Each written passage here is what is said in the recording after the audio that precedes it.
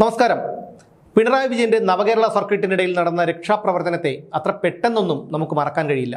മുഖ്യമന്ത്രിയുടെ ഗൺമാനും അംഗരക്ഷകനും ചേർന്ന് പോലീസിന്റെ കസ്റ്റഡിയിൽ ഉണ്ടായിരുന്ന യൂത്ത് കോൺഗ്രസുകാരെ അതിമൃഗീയമായി തല്ലിച്ചതച്ച ദൃശ്യങ്ങൾ മനുഷ്യത്വമുള്ള ഒരാളുടെയും മനസ്സിൽ നിന്ന് മരിക്കുന്നതുവരെ മായില്ല. അതായിരുന്നു ആ രക്ഷാപ്രവർത്തനം. എന്നാൽ പിണറായി വിജയന്റെ ഈ കിങ്കരന്മാരുടെയും ഒക്കെ പ്രതീക്ഷകൾ തകിടം മറിച്ചുകൊണ്ട് UDF സർക്കാർ അധികാരത്തിൽ വന്നു. അധികാരമേറ്റെടുത്ത മണിക്കൂറുകൾക്കുള്ളിൽ തന്നെ പഴയ രക്ഷാപ്രവർത്തനത്തെക്കുറിച്ച് പുനരന്വേഷിക്കാനായി മുഖ്യമന്ത്രി VD സതീശൻ ഉത്തരവിട്ടു. പ്രത്യേക അന്വേഷണ സംഘത്തെ നിയോഗിച്ചു. അതിൻ്റെ അന്വേഷണങ്ങൾ തുടങ്ങുകയാണ് ഇന്ന്.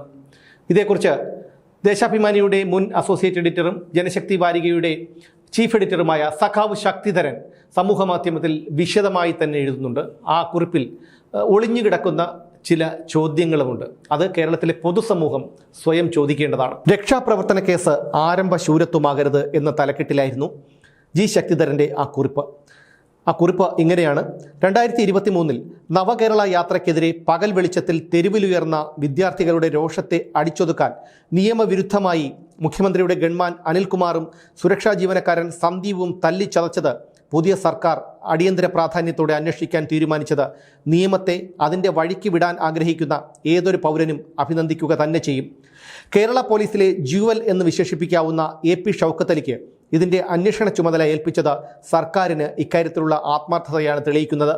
പക്ഷേ അതുകൊണ്ടായില്ല. ഇത്തരത്തിലുള്ള പിപ്പിടിവേലകൾ പോലീസ് സേനയിൽ ഒട്ടേറെ കാണാറുണ്ട്. അവസാനം മല എലിയെ പ്രസവിച്ചതുപോലെയാകും. അതിന് അപവാദം മുൻ മന്ത്രി ആന്റണി രാജുവിനെതിരായ ജട്ടിമോഷണ കേസ് മാത്രമാണ്. ജനങ്ങൾ നഗ്നനേത്രങ്ങൾ കൊണ്ട് കണ്ടുകൊണ്ടിരുന്ന വിദ്യാർത്ഥികൾക്കെതിരായ പൈശാചിക മർദ്ദനം അന്നത്തെ മുഖ്യമന്ത്രിയുടെ പൂർണ്ണ അറിവും പിന്തുണയും അധികാര തിമർപ്പും കൊണ്ടാണ് സംഭവിച്ചത് എന്ന് അദ്ദേഹം പോലീസിന് നൽകിയ വ്യാജ മൊഴി വായിക്കുന്നവർക്ക് ബോധ്യമാകും. ഇത് രക്ഷാപ്രവർത്തനമായിരുന്നു എന്ന് മുഖ്യമന്ത്രി അവകാശപ്പെടുമ്പോൾ ഗൺമാൻ അനിൽകുമാറിൻ്റെയും സുരക്ഷാ ജീവനക്കാരൻ സന്ദീപിൻ്റെയും ആ കാലൻ അടിയിൽ 1-2 എണ്ണം ലക്ഷ്യം തെറ്റി മുഖ്യമന്ത്രിയുടെ ശരീരത്തിലാണ് പതിച്ചിരുന്നതെങ്കിൽ ആ പൂമേനിയുടെ അവസ്ഥ ഊഹിക്കാവുന്നതേയുള്ളൂ. എന്തുകൊണ്ടാണ് സംഭവത്തിന് നേതൃത്വം നൽകിയ മുഖ്യമന്ത്രിയെ ചോദ്യം ചെയ്യാൻ AP ഷൗക്കത്ത് അലിക്ക് വിട്ടുകൊടുക്കുന്നതിനെക്കുറിച്ച് ചിന്തിക്കുന്നില്ല? മുൻ മുഖ്യമന്ത്രി ഉമ്മൻചാണ്ടിയെ കെട്ടിച്ചമച്ച പെണ്ണുകേസിൽ ജുഡീഷ്യൽ കമ്മീഷന്റെ കേരള ചരിത്രത്തിലെ ഏറ്റവും നീണ്ട സമയ അന്വേഷണത്തിന് കൊണ്ടിരുത്തിയത് എങ്ങനെ പുതിയ ഭരണാധികാരികൾക്ക് മറക്കാനാകും? ജസ്റ്റിസ് ശിവരാജനെ വാടകയ്ക്കെടുത്ത് പടച്ച ആ റിപ്പോർട്ട് എങ്ങനെ ഉമ്മൻചാണ്ടിയുടെ ആത്മാവ് പൊറുക്കും? ആരും വയോവൃദ്ധനായ മുൻ മുഖ്യമന്ത്രി പിണറായിയെ ലോക്കപ്പിലിട്ട് മർദ്ദിക്കില്ലല്ലോ. മാധ്യമപ്രവർത്തകൻ KM ഷാജഹാനെ പകകൊണ്ട് 2 ആഴ്ച ജയിലിലിട്ട് അകാരണമായി ശിക്ഷിക്കാൻ പിണറായി വിജയൻ്റെ കയ്യിൽ നിയമമുണ്ടായിരുന്നെങ്കിൽ ഈ അന്വേഷണം നടക്കുമ്പോൾ അതേ നിയമം ഉപയോഗിച്ച് ഇദ്ദേഹത്തെയും ചോദ്യം ചെയ്യുകയെങ്കിലും വേണ്ടേ? KM ഷാജഹാൻ്റെ തേജസ്വിയായ അമ്മ മകനെ വിട്ടുകിട്ടിയില്ലെങ്കിൽ മരണം വരെ നിരാഹാരം അനുഷ്ഠിക്കുമെന്ന് പ്രഖ്യാപിച്ചത് 2 ദിവസം മുൻപ് കാനഡയിലുള്ള സുഹൃത്തിനെ യാദൃച്ഛികമായി ഞാൻ ഈ മരണവിവരം അറിയിച്ചപ്പോൾ പെട്ടെന്ന് അദ്ദേഹമാണ് ഓർമ്മിപ്പിച്ചത്. ഈ അമ്മയെക്കുറിച്ച് കേട്ടറിവ് മാത്രമുള്ള കാനഡയിൽ താമസിക്കുന്ന ഒരാൾക്ക് ഈ ഓർമ്മയുണ്ടായത് പിണറായിയുടെ അധികാര പ്രമത്തത കൊണ്ടാണ്. കമ്മ്യൂണിസ്റ്റ് തറവാട്ടിൽ ആരെയും കൂസാതെ ജീവിച്ച ഷാജഹാൻ്റെ അമ്മയായ ഈ ശാസ്ത്രജ്ഞയെ കാനഡയിലെ മലയാളി ഓർക്കുന്നതും പിണറായി കാരണമാണ്.